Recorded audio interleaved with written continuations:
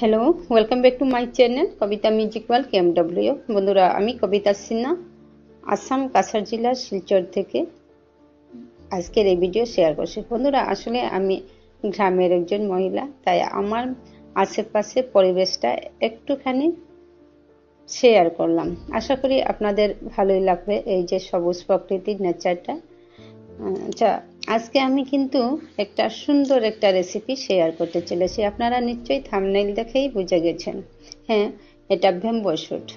আমাদের ভাষায় একে বলে থাকি উসেই। অনেকে হয়তো জানে না এই উসেই বা বেম্বো শুট রেসিপি খেতে কতই না সুস্বাদু হয়, সেটা আপনারা না করলে বুঝতে পারবেন না। আজ কিন্তু আমি এই রেসিপিটা শেয়ার করছি আমি খাড় তরকারি বানাবো বলে। খাড় তরকারি কী দিয়ে হয় সেটা সম্পূর্ণ আপনারা পাশে থাকলে বুঝতে পারবেন। এতই ইজি, এতই সিম্পল একটা সহজ রেসিপি। আপনারা যে কেউ, এটা কিন্তু জাতিগত কোনো না, রেসিপি না। এটা সবাই চাইলে সবাই খেতে পারে, বানিয়েও খেতে পারে। তাহলে চলুন আজকে আমার এই রেসিপিটা আপনারা দেখতে থাকুন, তাহলে আপনারাও এভাবে সুস্বাদু একটা রেসিপি ঘরে বসেই বানিয়ে ফেলতে পারবেন। তাহলে চলুন, এবার আমি বেম্বো শুটের ছিলকাগুলো ছুলে দিয়েছি। এবার আমি এটাকে ছোটো ছোটো করে পিস বানাবো। কিন্তু বন্ধুরা, এই যে আমি আজ খাড় তরকারি বানাবো সুডা দিয়ে, খাবারের সুডা যাকে বলে বেকিং পাউডার। তাহলে চলুন বন্ধুরা, আজ আমি কি করে বানাচ্ছি আজকের এই রেসিপিটা। প্রথমে এভাবে আমি ছোটো ছোটো করে কেটে নেব, তারপর এটাকে খুব সুন্দরভাবে করে নেব, ধুয়ে ফেলবো জল। কিন্তু বন্ধুরা, এই যে বেম্বো শুটের মধ্যে আমরা বেশ কয়েক টাইপের পেয়ে থাকি। সেটা হলো একটা খুব মোটা, সেটাকে আমরা বলে থাকি বড়োয়ার উসে, মানে সেটা খুব বড়, সেটা কিন্তু কোনো তেতো ভাব নেই সেটাতে। কিন্তু আজকে আমি যেটা বানাচ্ছি এটা কিন্তু কিছুটা তেতো ভাব আসবে, সেই কারণে আমি সেই তেতো ভাবটা চলে যাওয়ার জন্য আমি কি করব সেটা আপনারা দেখতে পারবেন আর বুঝতেও পারবেন। তাহলে আমি এটাকে সারিয়ে নিই, সব কিছু বানিয়ে ফেলবো। এই যে শক্ত অংশটা কিন্তু আমি ফেলে দেব এখানে একটুখানি, কারণ আমার ইয়েটা কমে যাবে পরিমাণটা। আমাদের ফ্যামিলিতে রয়েছে 4 জন, কিন্তু আমরা 3 জনেই মিলে খাবো। এই যে করে নিলাম। এটাকে এখন আমি অল্প পরিমাণ নুন দিয়ে এটাকে আমি মেখে নেব, কারণ এটা কিছুটা তেতো হবো, সেই কারণে মেখে নিয়ে আমি সুন্দরভাবে ঝোল দিয়ে ধুয়েও ফেললাম। এবার আমি কুকারে ঢেলে দিলাম, শুধু অল্প জল দিয়ে সেটাকে আমি একটা সিটি মেরে সেই জলটা ফেলে দেব। এখানে রয়েছে ডেকি শাক আর কচুলতি। এক পাশে বসালাম ভাত, আর অন্য পাশে এই যে আমার একটা সিটি চলে এলো অলরেডি, যে বেম্বো শুট, এই যে জল ফেলানো হয়েছে, লবণ জল মানে সিদ্ধ হয়েছিল, সেগুলো ফেলে দিয়ে আবার আমি বসালাম কুকারে। এখানে রয়েছে আমার ছোলা ডাল আর সাথে মুসুরি ডাল। আপনারা চাইলে শুধু মুসুরি ডাল দিয়েও করতে পারেন, বা ছোলা ডাল মটর ডাল মিলিয়েও করতে পারেন। মটর ডাল হলে আরও মানে টেস্টিটা অনেক স্বাদের হয়ে থাকে। তাহলে আমি এখানে আমার পরিমাণ মতো ঝোল ঢেলে দিলাম, শুধু ডাল আর বেম্বো শুট সেটা ঢেলে দিলাম। এখন কাঁচা লঙ্কা 2-3টা দিয়ে দেব এর সাথে।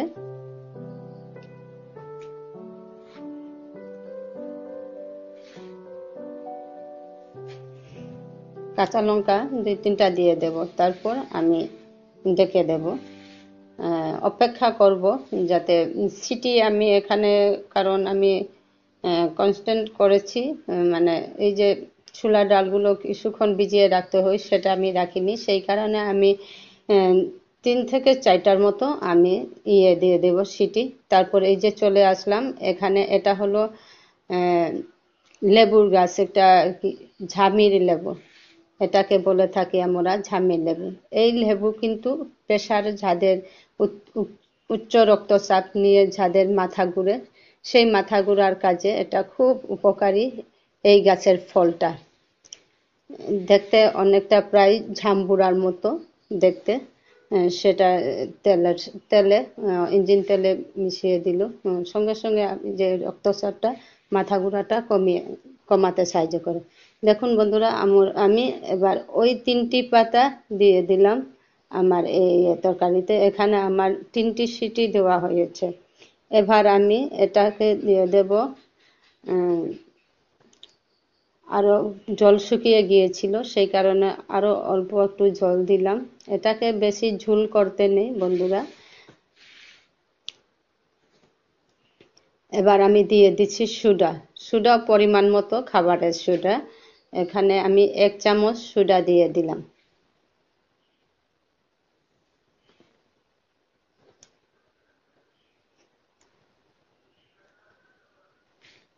আবার এটাকে আমি সোডা দেওয়ার পর আবার একটু নেড়ে চেড়ে দেব ভালো মতো মিশে যাওয়ার জন্য।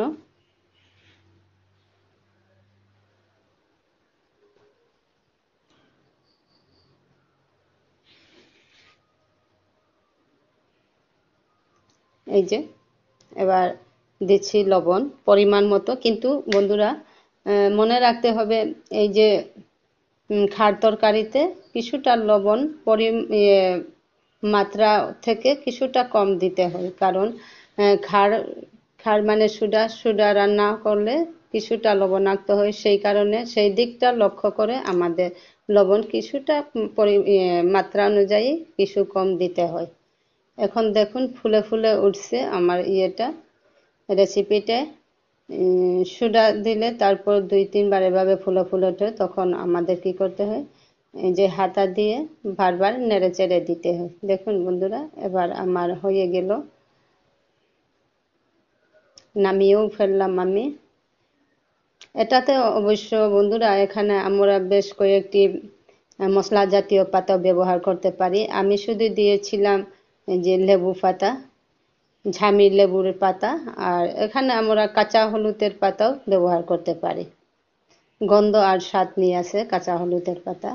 আমার শাশুড়ি মা অল্প একটু মানে টেস্ট করছে, বলছে খুব স্বাদের হয়েছে। ওর কিন্তু দাঁত নেই, সেই কারণে ডুমো ডুমো করে কাটা হয়েছিল, সেটা ও যা ছোটো ছোটো সেটি খাচ্ছে, আর ডুমো ডুমো করে কাটা হয়েছিল সেটা কিন্তু আলাদা করে রেখে দিয়েছে। এবার বন্ধুরা, এই রেসিপিটার সাথে আমাদের হিদলের একটা পাল্টই হলে খুব জমে যাবে। হিদল গতদিন আমি শেয়ার করেছিলাম, এটা আমাদের একটা প্রিয় খাদ্য, জাতিগত প্রধান খাদ্য, কিন্তু সবাই কিন্তু সবটা পছন্দ করে না। যাই হোক, এটাতে আমি প্রথম নুন কিছুটা ঢেলে দিলাম, তারপর শীতল দিয়ে দিলাম। আসলে নুন দেওয়ার কারণটা হচ্ছে বন্ধুরা, এই যে অনেক সময় শীতল নরম হয়ে গেলে সেটা আমার তাওয়ায় যাতে লেগে না যায়, আর তাড়াতাড়ি সিদ্ধ হতে শীতল পুড়ে যেতেও সাহায্য করে। এই যে আমি পুড়ে নিলাম, এখানে লবণটা ভেতরে চলে গেল, সেই কারণে অতি কম সময়ে শীতল আমার পুরানো হলো। এবার আমি চলে এসেছি এখানে বাবুই তুলসী গাছের কিছুটা পাতা নিয়ে যাব, কারণ শীতলের সাথে হিদল মরিচ আর লবণ এটা দিয়ে অল্প পানি দিয়ে পাল্টই বানাবো, সেটা আর সাথে খাড় তরকারি, আর সাথে যদি শুকনো শুটকি হয় তাহলে তো আর কথাই নেই, এত স্বাদের হয় বন্ধুরা। এই যে দিয়ে দিলাম এখানে লবণ, তার সাথে কাঁচা লঙ্কা, বাবুই তুলসীর পাতা, সাথে হিদল। এটা আমার ভোরের জন্য আমি রেডি করে দিয়েছি। তো বন্ধুরা, আজকের এই আমার রেসিপিটা কেমন লাগলো নিশ্চয়ই কমেন্ট করে জানাবেন।